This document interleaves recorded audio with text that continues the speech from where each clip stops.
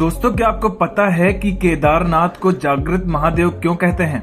आज मैं आपके लिए लेकर आया हूँ केदारनाथ महादेव की एक सच्ची घटना जो आपके रोंगटे खड़े कर देगी।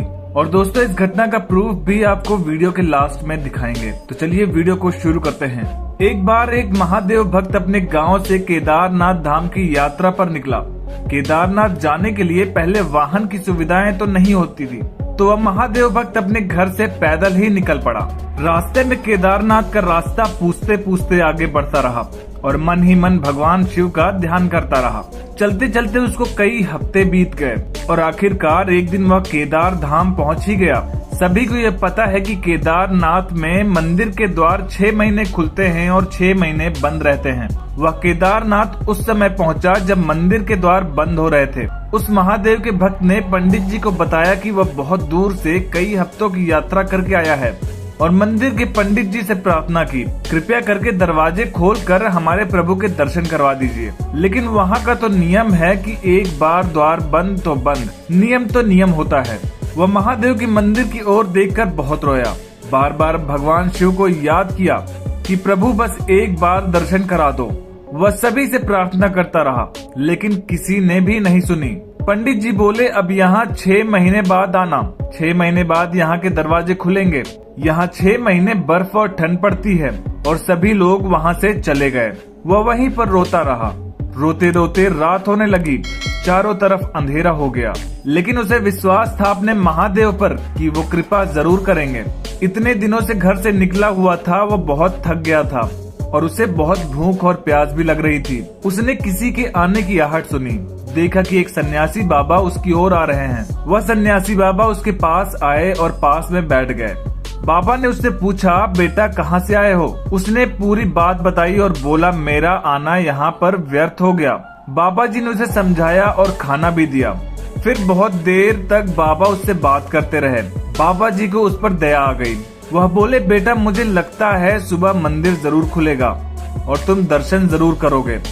बातें करते करते इस भक्त को कब नींद आ गई पता ही नहीं चला। सुबह सूर्य की रोशनी उसकी आंखों पर पड़ते ही उसकी आंख खुल गई। उसने इधर उधर बाबा को देखा, लेकिन वह कहीं नहीं थे।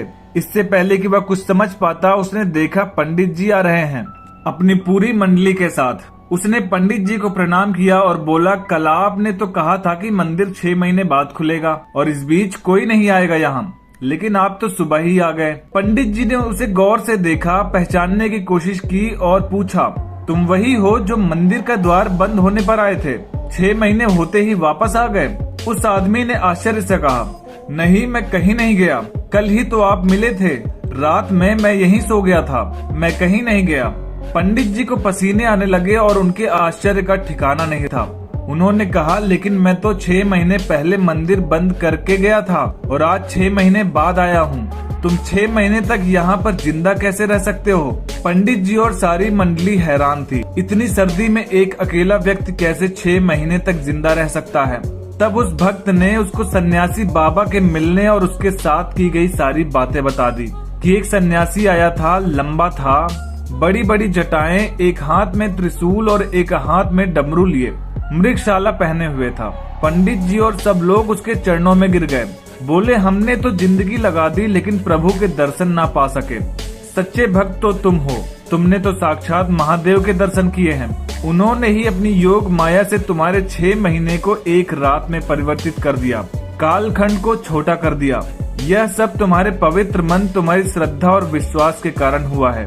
दोस्तों, यह घटना उत्तराखंड के रहने वाले एक व्यक्ति ने कोरा पर पोस्ट की थी और उनका कहना है कि उन्होंने ये घटना इसलिए पोस्ट की ताकि सबको पता चले कि केदारनाथ में महादेव का सच में वास है और ये बात लोगों तक पहुंच सके। दोस्तों, आपको ये वीडियो कैसी लगी हमें कमेंट करके जरूर बताएं और प्लीज चैनल को सब्सक्राइब करना ना भूलें।